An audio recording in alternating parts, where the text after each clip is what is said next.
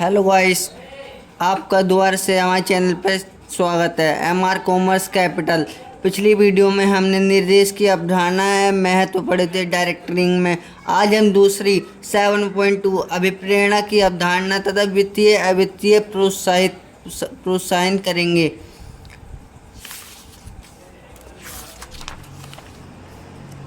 Seven point two अभिप्रेरणा अवधारणा तथा वित्तीय अवित्तीय प्रोत्साहन। अभिप्रेरणा की अवधारणा एक प्रबंधन का मुख्य कार्य संगठन में कार्यरत विभिन्न व्यक्तियों को क्रियाओं को संगठित करने पूर्व निर्धारित उद्देश्य प्राप्त करना है। यह विभिन्न व्यक्ति अभिप्रेरणा उत्पादन के मानवीय तत्व ह्यूमन फैक्टर हैं। मतलब जो भी हमारे बिजनेस में काम कर रहा है वो सारे ह्यूमन फैक्टर हैं, जिसकी कार्यकुशलता पर गैर मानवीय तत्व जैसे मशीनरी, माल आदि की उपयोगिता आधारित होती हैं। अतः स्पष्ट है कि संगठन में उत्पादन के लिए मानवीय तत्व महत्वपूर्ण स्थान है। यह प्रश्न उठता है कि उत्पादन के मानवीय तत्व की उपलब्ध क्षमता का कुशलतापूर्व उपयोग कैसे किया जाए। व्यक्ति की कुशलतापूर्व संबंध दो तत्वों से है। प्राथमिक, किसी कार्य करने की योग्य का स्तर, और दूसरा उसकी कार्य करने की इच्छा।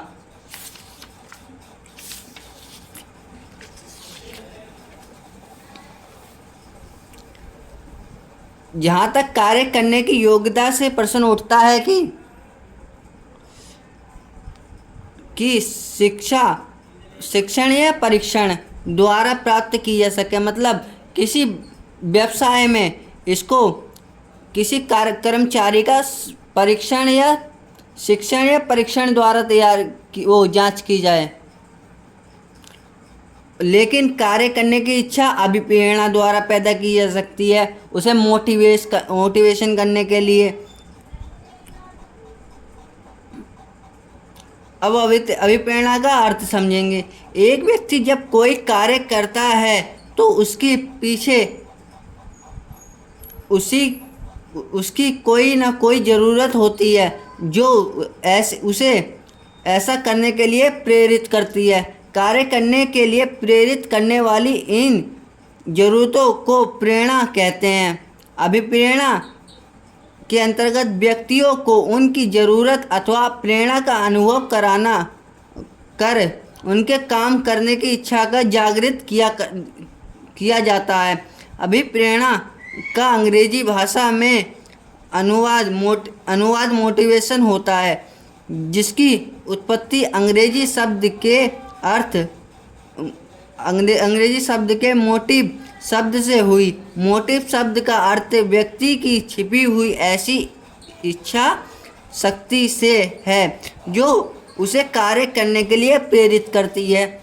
इस प्रकार मोटिवेशन का अर्थ हुआ व्यक्ति में छिपी हुई इच्छा शक्ति उससे अनुभव करना। इस संक्षेप में अभिप्रेरणा का अर्थ उस प्रक्रिया से है जिसके द्वारा व्यक्ति को उसकी ज़रूरतों का अनुभव ऐसा कराना कि ज़रूरत को पूरा करने के लिए कुछ कार्य करे जो स्थान के हित में होता है। अब अभिप्रेरणा की परिभाषा पढ़ते हैं। अभिप्रेरणा करना लोगों की इच्छात ढंग से कार्य करने के लिए प्रेरित करना। और दूसरी अभिप्रेरणा का अर्थ, दूसरी परिभाषा पढ़ते हैं हम WG स्टॉक के शब्दों में। अभिप्रेरणा का अर्थ उस प्रक्रिया से है जो इच्छित उद्देश्यों को पूरा करने हेतु लोगों को कार्य करने की प्रोत्साहित करती है। अभिप्रेरणा की विशेषताएं क्या होंगी? पहली विशेषता होगी अभिप्रेरणा एक आंतरिक अभिव्यक्ति या अनुभव है। अभिप्रेरणा एक मनोवैज्ञानिक अवधारणा है जो व्यक्ति के अंदर पैदा होती है। सर्वप्रथम व्यक्ति के मस्तिष्क में कुछ आवश्यकता जन्म लेती हैं जिसके प्रभाव उसके व्यवहार पर पड़ता है और अर्थात उनको संतुष्ट करने के लिए वह कुछ कार्य करता है। जैसे कि एक व्यक्ति है, उसका उद्देश्य है कि वह अच्छा काम करे और अच्छी आय अर्जित करे। उससे वो उसके अंदर अभिप्रेरणा जगेगी कि और कार्य करने की कोशिश करेगा और पैसे अपने आप जमा करेगा। अब दूसरी विशेषता क्या होगी? अभिप्रेरणा में लक्ष्य प्राप्ति व्यवहार पैदा करना है। अभी मैंने बताया कि वह अपना लक्ष्य प्राप्त करने के लिए कुछ ना कुछ कार्य करेगा। अब बुक से हम पढ़ते हैं, अभिप्रेरणा ऐसी शक्ति है जो कर्मचारियों को उद्देश्य प्राप्ति की ओर आग्रह करती है। अभिप्रेरणा कर्मचारियों के व्यवहार को स्पष्ट दिखा देती है कि वह उसका रुझान उद्देश्य की प्राप्ति की ओर है। उदाहरण के लिए पदोन्नति अभिप्रेरणा की विधि। पदोन्नति की इच्छा रखने वाले कर्मचारी निश्चित रूप से बढ़िया स्पष्ट का प्रयास करेंगे। जैसे कि कोई कर्मचारी है किसी फैक्ट्री में, वह अपनी पदोन्नति चाहता है, वो दूसरे बड़े लेवल पे जाए, तो वह अपना काम बढ़िया से करेगा जिससे कि उसका बॉस उसे अगले लेवल पे भेजेगा। अभिप्रेरणा नकारात्मक और सकारात्मक होती है। सकारात्मक अभिप्रेरणा के अंतर्गत सकारात्मक अभिप्रेरणा के जैसे परीक्षण, पारिश्रमिक में वृद्धि, पदोन्नति आदि, जबकि नकारात्मक के अंतर्गत नकारात्मक अभिप्रेरणा जैसे सजा, वेतन में वृद्धि रोकना आदि सम्मिलित हैं। कोई बिजनेस में सकारात्मक में कोई मोटिवेशन करता है कोई बॉस, तो वह कहेगा तुम अच्छा काम करो, तुम्हें अगले पद पे भेज दिया जाएगा, जिससे कि आपको कम मेहनत करनी पड़ेगी और अच्छा प्रॉफिट जनरेट होगा। और नकारात्मक है, तुम्हें सजा दे देंगे, तुम ये काम नहीं करते हो, तुम्हारी वेतन रोक देंगे। सकारात्मक अभिप्रेरणा का प्रयोग मेहनती कर्मचारियों व नकारात्मक अभिप्रेरणा का प्रयोग कामचोर कर्मचारियों के लिए किया जाता है। अभिप्रेरणा का प्रकार नकारात्मक सकारात्मक द्वारा हम पढ़ने किसके लिए किया जाता है, और मेहनती कर्मचारियों के लिए सकारात्मक और कमज़ोर के लिए नकारात्मक। वेतन में वृद्धि, पदोन्नति आदि, सजा देना, वृद्धि, आय में वृद्धि रोकना, धमकी देना।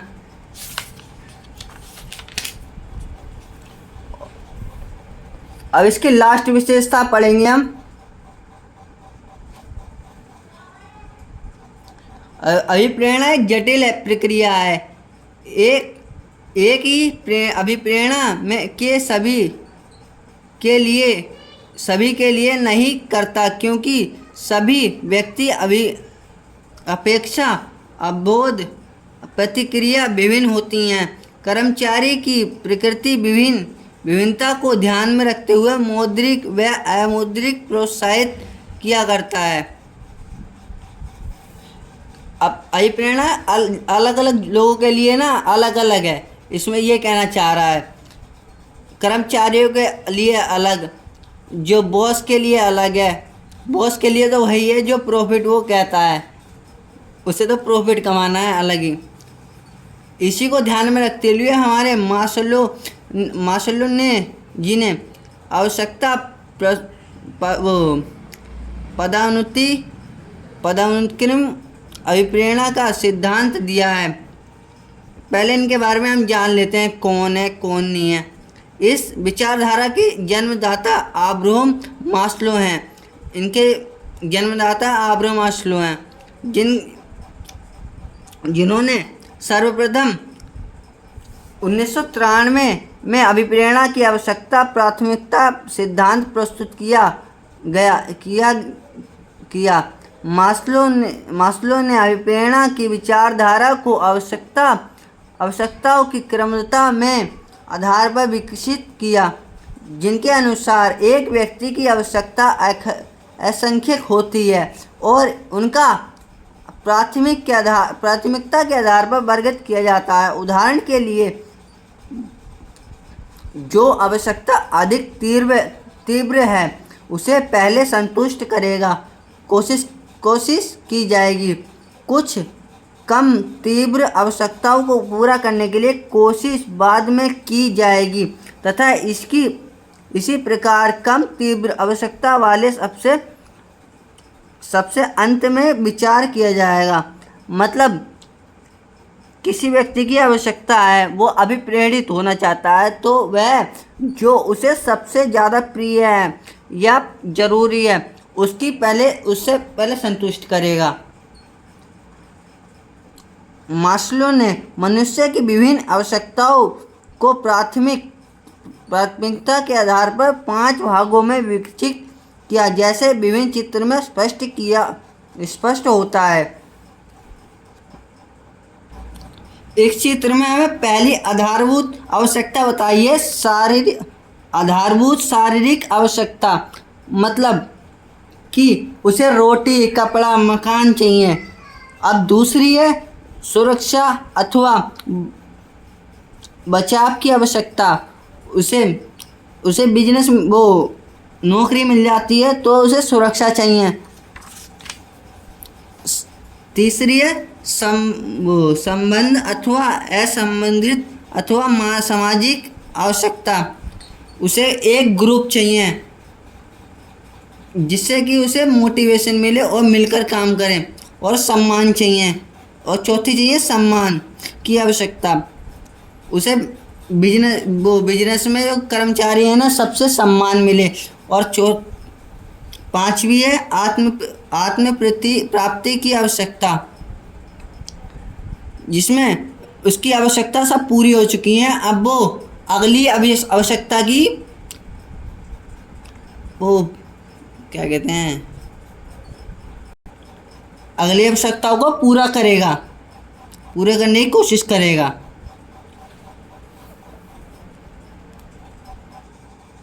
जो हमें इसने अभी डायग्राम में समझिए वही ये लिखी है, आवश्यकताओं का पदानुक्रम। इसको हम छोड़ते हैं। अब हम इसकी मास्लो की विचारधारा की मान्यताएं पढ़ते हैं। इससे क्या फर्क पड़ता है कर्मचारियों पर। लोगों का व्यवहार उनकी आवश्यकताओं को प्रभावित करता है। लोगों की आवश्यकताएं अनेक हैं, उनको क्रम निर्धारित किया जा सकता है।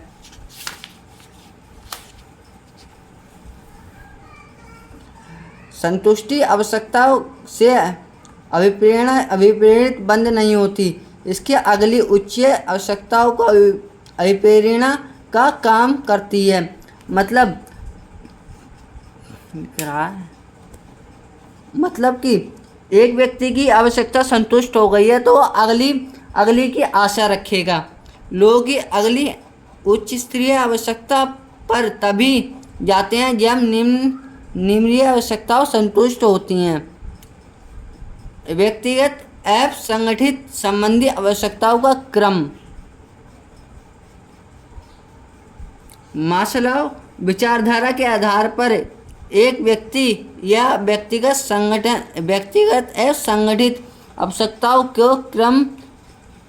क्रम को निम्नलिखित उदाहरण से समझा जा सकता है। व्यक्तिगत आवश्यकता या संगठित आवश्यकता, मतलब एक व्यक्ति की आवश्यकता और एक संगठन में है जो उसकी आवश्यकता।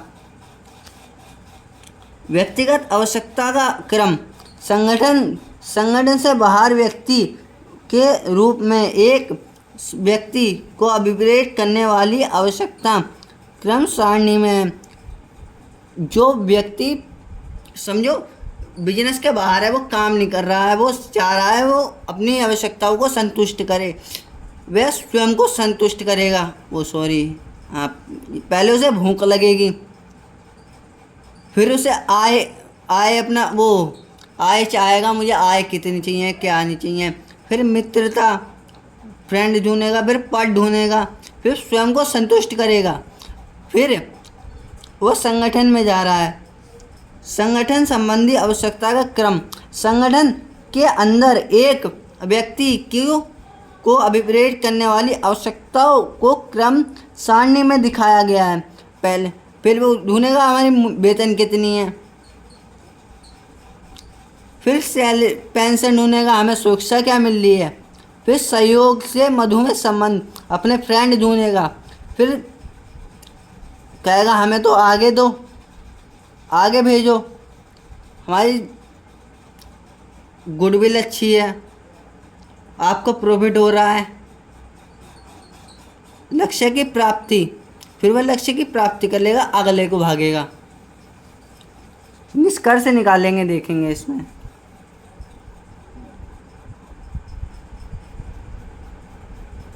उपरोक्त विवेचन से संतुष्ट होता है कि मनुष्य की आवश्यकता अनेक हैं, उनका क्रम निर्धारित किया जा सकता है, लेकिन वो जैसा ही मनुष्य की पहली आवश्यकता पूरी होती है, वह दूसरी आवश्यकताओं के बारे में चिंतित होता है। उनके बाद तीसरी, फिर क्रम तक चलता रहता है जब तक कि आवश्यकता संतुष्ट नहीं होती जाती। अतः स्पष्ट है कि मनुष्य की आवश्यकता की ही अनेक अभिप्रेरणा का काम करती है, अर्थात मनुष्य अपनी विभिन्न आवश्यकताओं को संतुष्ट करने के लिए स्वयं ही अपनी पूरी क्षमता का कार्य करता है। आलोचना, इसकी आलोचना करेंगे। यदि विशेष अध्ययन ना किया जाए तो मास्लो की आवश्यकता प्राथमिकता संबंधी विचारधारा उचित प्रतीत होती है, लेकिन विभिन्न सौंदर्यकालीय ने विचारधारा के विचारों में उनका मत देते हुए की आलोचना की। मास्लो का आवश्यकता प्राथमिकता क्रम स्थायी नहीं है, जब परिस्थिति के अनुसार बदलती रहती है। मतलब कि किसी व्यक्ति की आवश्यकता एक जैसी नहीं है, हर समय एक जैसी नहीं रहेगी, उसकी ज़रूरत के हिसाब से बदलती रहेगी। यह आवश्यकता नहीं है कि समय पर ही वर्ग की आवश्यकता बदलती हो, शेष मध्यवर्ती हैं, कभी भी बदल सकती हैं। अब हम पढ़ेंगे वित्तीय तथा अवित्तीय प्रोत्साहन। मतलब पैसे के लिए प्रोत्साहन और मनोवैज्ञानिक के लिए मन के लिए प्रोत्साहन। प्रेरणा अथवा प्रोत्साहन एक ऐसी शक्ति है जो व्यक्ति के लक्ष्य की ओर प्राप्ति करती है। यह दो प्रकार की होती है, वित्तीय अवित्तीय। वित्तीय तथा अवित्तीय प्रेरणा का संदर्भ में हम कह सकते हैं जिस प्रकार चलने के लिए दाएं और बाएं पैर की आवश्यकता होती है, इसी प्रकार श्रमिकों को अधिक कार्य करने के लिए प्रोत्साहित करते हुए वित्तीय अवित्तीय दोनों प्रकार की प्रेरणा की जरूरत होती है। अर्थात दोनों समान महत्व हैं और दोनों एक साथ लागू करना जरूरी है।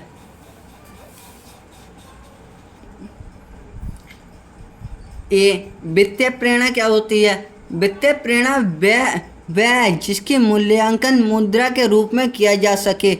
यहाँ मुद्रा में मूल्यांकन की आश्रय है कि वह जरूरत नहीं है कि सभी अभिप्रेरणा नकदी के रूप में ही दी जाए, बल्कि कुछ ऐसी सुविधा भी प्राप्त की जा सकती हैं जिसकी मूल्यांकन मुद्रा के रूप में किया जा सके। उदाहरण के लिए किराया मुक्त कराना, मकान देना, कार दिलाना, नौकरी आदि सुविधा। वित्तीय प्रेरणा प्रयास कर्मचारियों के आधारभूत शारीरिक तथा सुरक्षा बदलाव आवश्यकताओं को संतुष्ट करने की सहायक। मतलब किसी कर्मचारी को अभी प्रेरित करना है तो वित्तीय प्रेरणा से यह नहीं है कि वह पैसे के रूप में मापी जाए। उसका उसका अभिप्राय यह है कि उसको उसे किराए पे मकान दिला देना या उसे अपने पास रख लेना, और उसके उसे कार दिलाना रास्ते में आने जाने के लिए, और आदि कुछ सुविधा उपलब्ध कराना। इसमें से पहली होगी हमें वेतन एवं भत्ते। इस योजना के अंतर्गत आधारभूत वित्तीय प्रोत्साहित वेतन एवं भत्तों के रूप में कर्मचारियों को दिया जाता है। इसे आधार पर महंगाई भत्ता एवं अन्य भत्ते शामिल हैं। मतलब उन्हें अच्छा वेतन दिया जाएगा।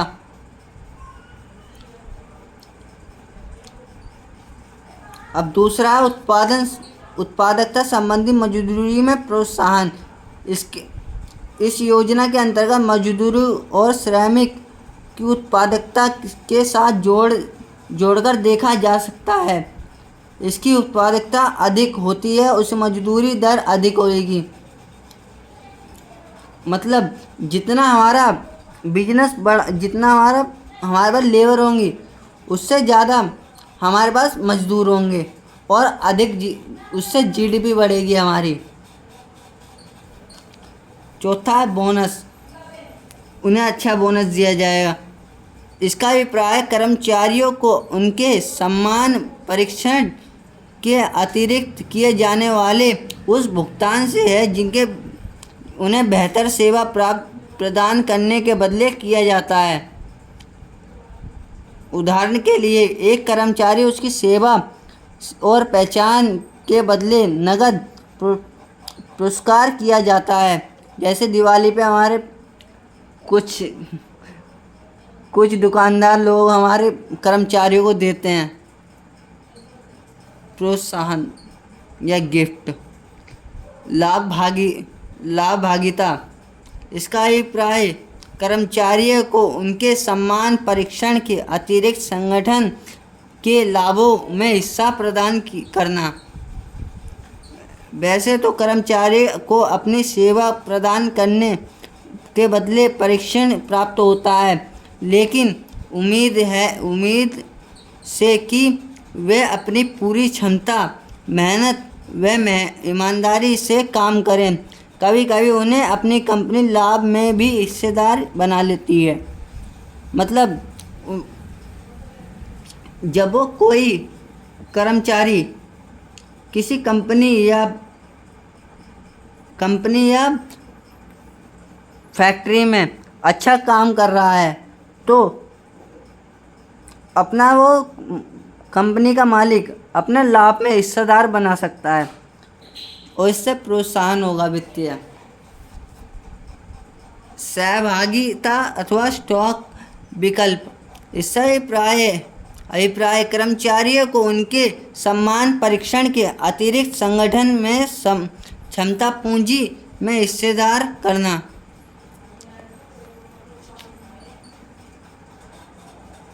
इसके अंतर्गत कर्मचारियों के कंपनी के अंश एक निश्चित मूल्य जो बाजार मूल्य में कम होता है प्रयोग किया जाते हैं। इस योजना के अंदर कर्मचारी अपनी सेवा प्रदान करने के साथ साथ कंपनी की क्षमता पूंजी इक्विटी शेयर में भी भागी होते हैं। परिणाम स्वरूप कर्मचारी अपने सामान्य परीक्षण के अतिरिक्त लाभांश प्राप्त करते हैं और अपनी कंपनी के प्रबंधन में सभी भागी होते हैं। मतलब उन्हें शेयर दे दिया जाता है, जाओ इसमें से हमें प्रॉफिट हो, तुम्हें अगर ये इक्विटी शेयर बढ़ा बाज़ार में, उसकी वैल्यू बढ़ी तो तुम्हें ही प्रॉफिट होगा और लॉस हुआ तो तुम्हें ही लॉस होगा।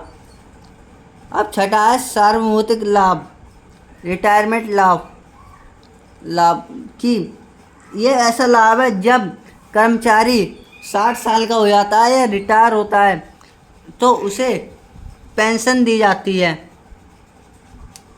इस योजना के अब बुक से हम पढ़ते हैं। इस योजना के अंतर्गत कर्मचारियों को सार्ववित्तीय के बाद समय के लिए आर्थिक सुरक्षा प्रदान जाती है। इसके अंतर्गत भविष्य निधि, पेंशन एवं सम्मिलित होते हैं। एक कर्मचारी को उस समय आवश्यक में अभिप्रेरणा करने बल्कि करेगी जबकि सेवा में होती है। अनुलाभ। इस योजना के अंतर्गत कुछ कंपनी अपने कर्मचारियों को अनुलाभ अथवा अतिरिक्त सुविधा जैसे कार भत्ता, घर सुविधा, चिकित्सा सहायता, बच्चों की शिक्षा प्रदान करती है। ये सुविधा वेतन, आधारभूत वेतन भत्ते के अतिरिक्त होती हैं। ये सुविधा कर्मचारियों को अभिप्रेरणा करने के लिए महत्वपूर्ण भूमिका अदा करती है। अब अवित्तीय प्रोत्साहन कैसे होता है? अवित्तीय प्रोत्साहन वह है जिसकी मुद्रा में कोई संबंध नहीं है। ऐसी प्रेरणा का अनुमान उच्च आवश्यकता जैसे सामाजिक सम्मान अथवा आत्म प्राप्ति आवश्यकताओं को संतुष्ट करने के में सहायक होता है। ड्यूइन के अनुसार अवित्तीय प्रेरणा मानवीय प्रोत्साहन करने के रूप में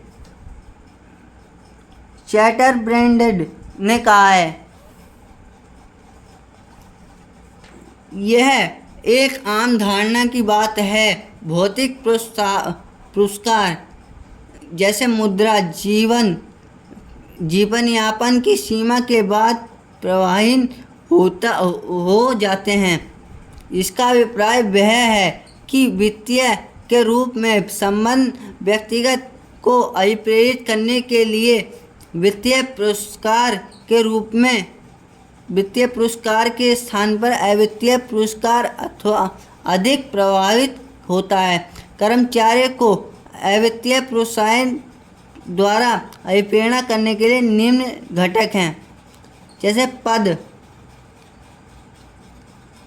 यह वह है जो मुद्रा के रूप में तो नहीं मापा जाता है मगर इससे प्रोत्साहित होते हैं। जैसे हमने किसी कर्मचारी को पद दे दिया और उसने अच्छा काम करा तो उसे अगले पद पर भेज दिया, अच्छे पोस्ट पर।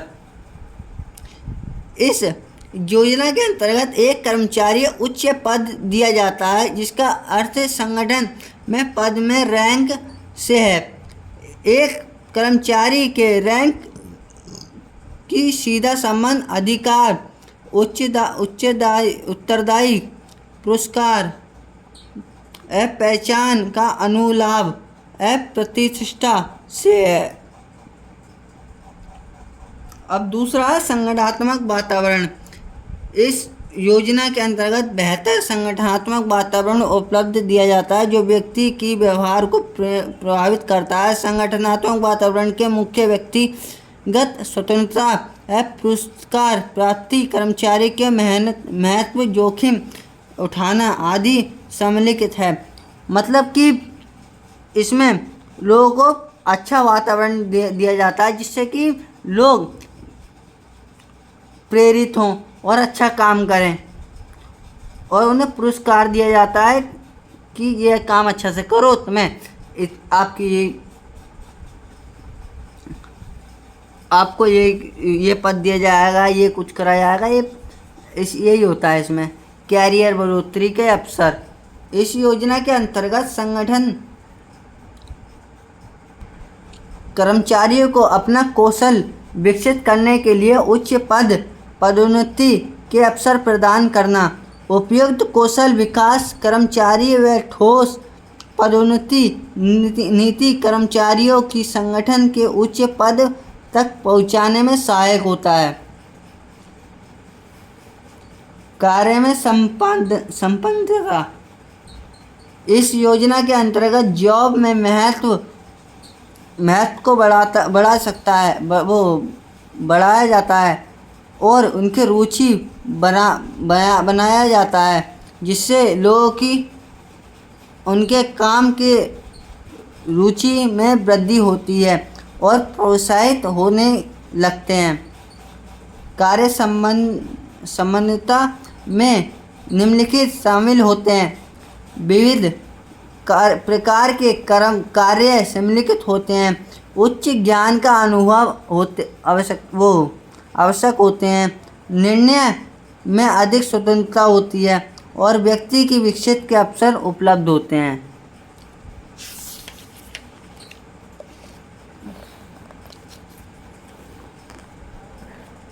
और पांचवा है कर्मचारी पहचान कार्यक्रम। उन्हें एक पहचान दे दी जाती है कि इस पद पे आपको यह काम करना पड़ेगा। जैसे कि हमारे स्कूल में कोई टीचर होता है, जैसे हमारे स्कूल में कॉमर्स के बिजनेस के सर हैं, तो उनकी क्लास फिक्स है और उनका टाइम फिक्स है कि वह सर कॉमर्स के हैं और वह इतने टाइम पे इस पीरियड में इस क्लास में मिलेंगे। इस योजना के अंतर्गत कुशल कर्मचारियों के काम करने के प्रशंसा अन्य संबंधित कर्मचारियों की उपस्थिति में की जाती है। कर्मचारियों की पहचान में मदद करने वाले कुछ उदाहरण निम्न हैं। अच्छे कार्य सुनिश्चित करने के लिए कर्मचारियों को बधाई देना, कर्मचारियों को की उपलब्धि की सूचना पृष्ठ पर प्रदर्शित करना, संगठन की समाचार पत्रिका में छपवाना, बेहतर निष्पक्ष के रूप में संगठन के समारोह प्रमाण पत्र वितरित करना, स्मृति चिन्ह भेंट करना, मूल्यवान सुझावों की प्रस्तुत करना। उनका अगर वह अच्छा काम कर रहे हैं तो उनका कुछ इनाम दिया जाएगा और उनका नाम छपवाया जाएगा, टॉफ़ी दी जाएगी और कुछ बधाई दी जाएगी। और उनकी सेवा सुरक्षा, जॉब सिक्योरिटी, उन्हें ऐसी सुरक्षा दी जाएगी कि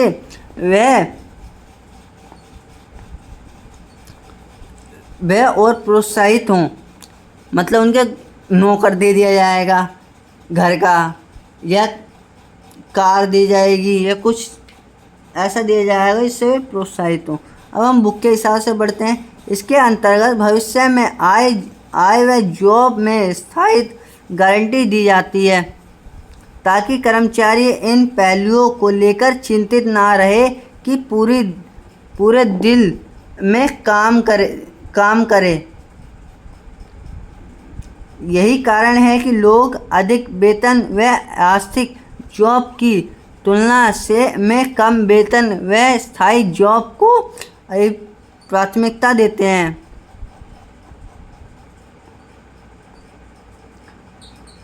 कर्मचारी की भागीदारी।